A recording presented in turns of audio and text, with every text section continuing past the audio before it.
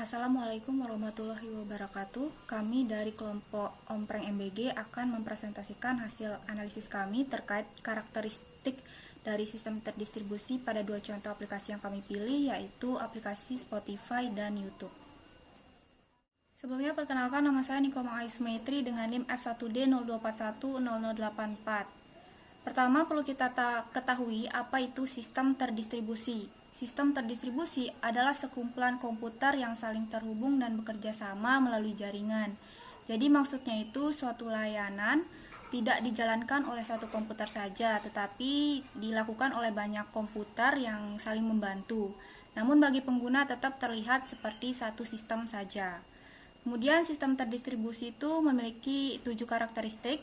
Yang pertama yaitu heterogeneity atau heterogenitas. Yang kedua openness, yang ketiga security, yang keempat scalability, yang kelima failure handling, yang keenam konkurensi, dan yang terakhir adalah transparansi. Pada aplikasi yang pertama yaitu Spotify, di mana Spotify sudah sangat familiar, yang merupakan aplikasi layanan streaming musik digital yang menyediakan berbagai macam lagu dan juga podcast yang dapat diakses secara online oleh pengguna. Perlu diketahui bahwa Spotify itu berbasis cloud yang artinya seluruh data tidak tersimpan pada perangkat pengguna, tetapi dia tersimpan di server yang dapat diakses melalui internet. Analisis yang pertama yaitu karakteristik heterogeneity. Karakteristik heterogeneity berarti dalam sistem terdistribusi terdapat komponen yang berbeda-beda seperti perangkatnya, sistem operasinya, atau teknologi yang digunakan, tetapi semuanya tetap bisa saling berkomunikasi dan bekerja sama. Seperti pada Spotify yang bisa digunakan di berbagai perangkat seperti smartphone, smart TV, laptop, maupun komputer dengan sistem operasi yang berbeda. Karena pada Spotify sudah mendukung berbagai sistem operasi seperti Android, iOS, Windows, macOS, ataupun Linux. Namun Spotify tetap memberikan layanan yang sama kepada penggunanya walaupun menggunakan perangkat dan sistem operasi yang berbeda.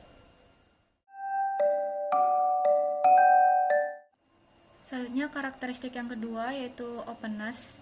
Karakteristik openness berarti sistem dapat terhubung atau bekerja sama dengan sistem lainnya. Biasanya dilakukan melalui API atau standar tertentu agar sistem yang berbeda tetap bisa saling berinteraksi. Seperti pada Spotify yang menyediakan Spotify Web API. API ini memungkinkan sistem lain untuk dapat mengambil dan menggunakan data dari Spotify seperti informasi lagu, artis, ataupun playlist. Dengan adanya fitur ini, Spotify dapat terhubung dengan sistem lain. Salah satu contohnya adalah ketika musik yang sedang diputar di Spotify itu dapat ditampilkan pada status pengguna di Discord. Hal ini menunjukkan bahwa data dari Spotify dapat diakses oleh sistem dari aplikasi lain yaitu aplikasi Discord. Selanjutnya yang ketiga yaitu security. Karakteristik security dalam sistem terdistribusi itu berarti bagaimana sebuah sistem atau mekanisme sistem tersebut untuk melindungi data dan mencegah akses yang tidak sah. Seperti pada Spotify yang menggunakan beberapa protokol keamanan. Yang pertama, Spotify menggunakan yang namanya HTTPS yang didukung oleh Transport Layer Security atau TLS yang berfungsi untuk mengenkripsi data yang dikirim antara aplikasi pengguna dan server sehingga data dari pengguna tidak mudah disadap oleh pihak lain.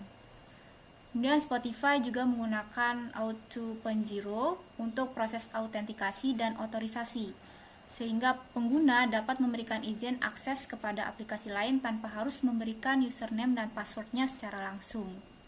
Selain itu juga Spotify menerapkan Proof Key for Code Exchange atau PKCA. Mekanisme ini itu menambahkan kode verifikasi tambahan saat proses login sehingga dapat mencegah yang namanya pencurian data selama proses autentikasi.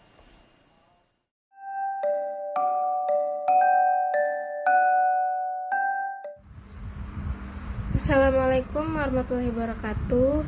Perkenalkan, nama saya Bayi Isra Ramadhani, bisa dipanggil Sabrina, dengan NIM F1D02410040. Jadi di sini karakteristik scalability itu sistem yang dapat melayani jutaan pengguna secara bersamaan. Nah, di sini menggunakan karakteristik seperti cloud dari Google Cloud dan alat data seperti Apache Beam dan BigQuery. Nah, dengan scalability ini, sistem itu dapat menambah sumber daya aktivitas server secara fleksibel ketika jumlah pengguna itu terus meningkat dan dapat digunakan secara bersamaan. Nah, di sini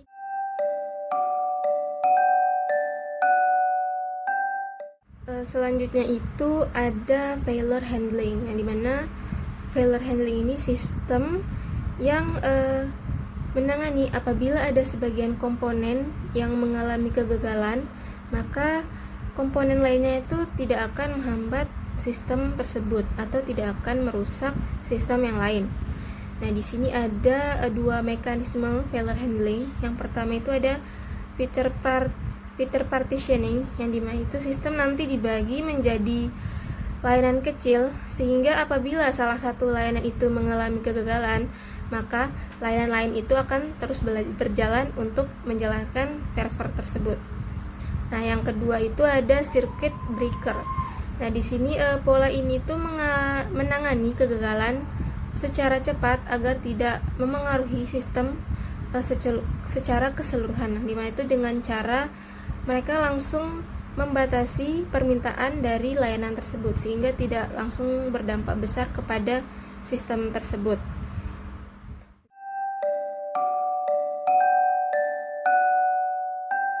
Selanjutnya itu ada konkurensi, yang dimana sistem itu harus mampu melayani banyak aktivitas pengguna secara bersamaan.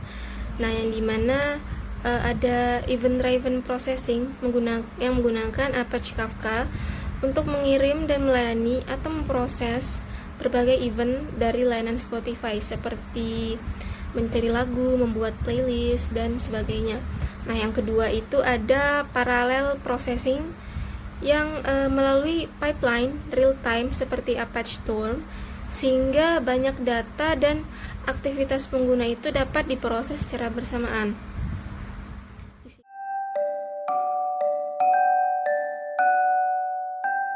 Yang terakhir itu ada transparansi, jadi di mana pengguna itu tidak perlu mengetahui teknis dari dalam server tersebut.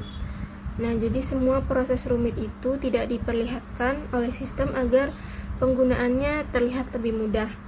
Jadi yang pertama itu ada akses transparansi, yang dimana pengguna itu dapat memutar lagu atau membuat playlist tanpa mengetahui bagaimana sistem mengambil data dari suatu server. Nah, yang kedua itu ada location transparansi, yang dimana pengguna itu dapat mengakses lagu tanpa mengetahui lokasi server tempat data itu disimpan. Nah, yang ketiga itu ada replication transparency, yang dimana data lagu itu disalin dari beberapa server menggunakan sistem penyimpanan terdistribusi seperti Apache Cassandra. Nah, yang terakhir itu ada failure transparency. Nah, di sini apabila jika terjadi kegagalan pada salah satu server, layanan Spotify ini tetap dapat berjalan melalui server lain, jadi tidak hanya memiliki satu server. Nah, jadi dengan transparansi ini pengguna tetap dapat menjalankan aplikasi atau sistem dengan mudah tanpa harus mengetahui sistemnya yang rumit.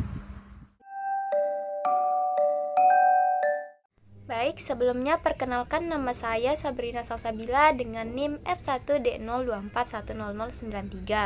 Jadi di sini saya akan menganalisis karakteristik dari aplikasi YouTube.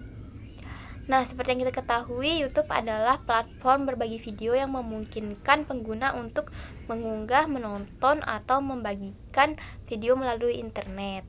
Nah, untuk melayani miliaran pengguna di seluruh dunia, YouTube menggunakan sistem terdistribusi, artinya tugas-tugas berat untuk memutar video tersebut dibagi-bagi ke banyak server yang saling terhubung dalam satu jaringan internet. Nah, untuk analisis karakteristik yang pertama yaitu analisis karakteristik heterogeneity. Nah, kan kita bisa, seperti kita ketahui nih, kita tuh bisa membuka YouTube dari mana saja, bisa menggunakan HP, Android, iPhone, laptop, Windows, atau bahkan kita bisa akses YouTube tuh lewat Smart TV. Nah, walaupun perangkat kerasnya beda-beda, sistem operasinya juga beda-beda, tapi YouTube bisa kita akses dari mana saja.